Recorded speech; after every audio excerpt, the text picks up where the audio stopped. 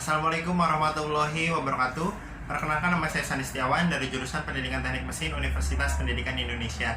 Pada video kali ini saya akan memaparkan mengenai hasil resume saya pada mata kuliah Teknik Pengecoran Logam, terutama pada submateri Permanent Mold Casting. Nah, lalu apa sih yang sebenarnya dimaksud dengan Permanent Mold Casting itu sendiri? Permanent Mold Casting merupakan suatu proses manufaktur pada logam yang menggunakan cetakan yang dapat digunakan secara berulang-ulang atau di sini diartikan sebagai permanen. Nah, permanent mold casting sendiri sering disebut sebagai proses pengecoran yang menggunakan cetakan keras. Mengapa demikian? Karena material yang digunakan pada kedua belah sisi cetakan tersebut terbuat dari logam. Nah, logam ini harus memiliki spesifikasi tahan terhadap erosi maupun kelelahan termal. Contohnya seperti pada material besi cor maupun grafit.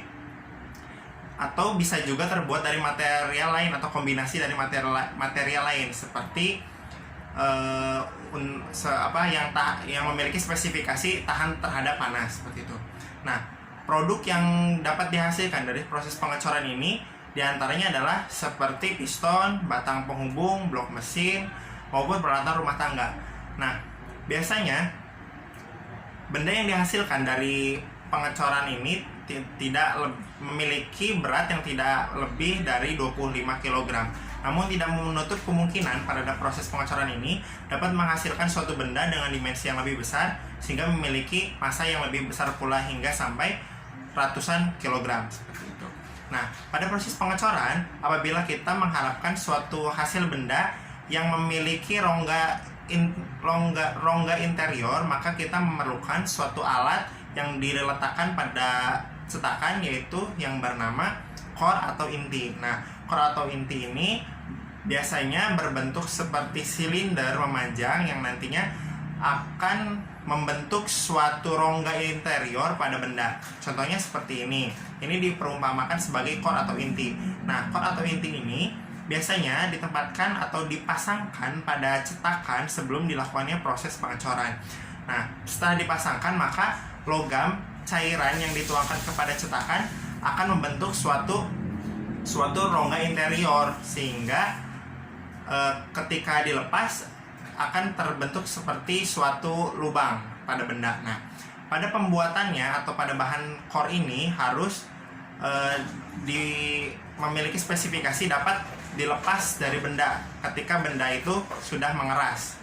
Nah, biasanya core ini ada yang terbuat dari logam, ada juga yang terbuat dari pasir seperti itu. Nah, namun dari berbagai kasus yang ada, core yang terbuat dari pasir lebih mudah dilepaskan ketika benda sudah mengering seperti itu. Maka dari itu, proses pengecoran yang menggunakan core pada cetakannya, terutama yang berbahan pasir, itu disebut sebagai proses pengecoran semi permanen.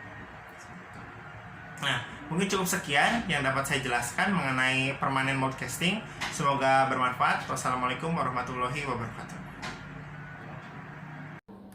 Assalamualaikum warahmatullahi wabarakatuh. Perkenalkan, nama saya Aulia Sabila di Pendidikan Teknik Mesin di Universitas Pendidikan Indonesia dengan NIM 1808357.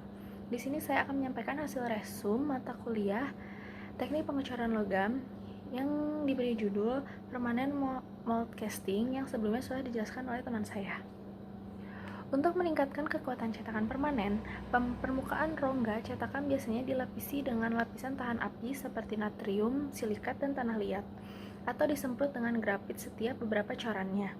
Pelapis ini juga berfungsi sebagai agen pemisah dan sebagai penghalang termal, sehingga mengontrol laju pendinginan casting. Ejektor mekanis seperti pin yang terletak di berbagai cetakan mungkin diperlukan untuk menghilangkan coran kompleks. Ejektor biasanya meninggalkan kesan-kesan bulat yang sangat kecil. Cetakan dijepit bersama dengan cara mekanis dan dipanaskan hingga 150 derajat hingga 200 derajat Celcius. Untuk memfasilitasi aliran logam dan mengurangi kerusakan termal pada cetakan karena gradien suhu tinggi, logam cair kemudian dituangkan melalui sistem gating. Setelah pemadatan, cetakan bisa dibuka dan pengecoran dilepas.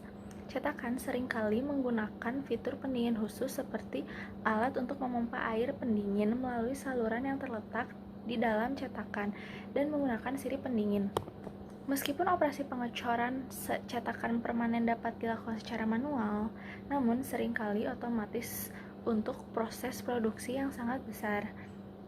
Sekian penjelasan dari saya dan akan dilanjutkan oleh teman saya. Proses ini kebanyakan digunakan untuk aluminium, magnesium, dan paduan tembaga serta untuk besi abu-abu. Karena titik lelahnya yang umumnya itu lebih rendah. Meskipun baja juga sebenarnya dapat dicetak menggunakan grafit atau cetakan logam yang tahan panas. Pengecoran cetakan permanen menghasilkan pengecoran dengan permukaan akhir yang baik, toleransi dimensi yang dekat, sifat mekanik yang seragam dan baik, dan juga pada tingkat produksi yang tinggi.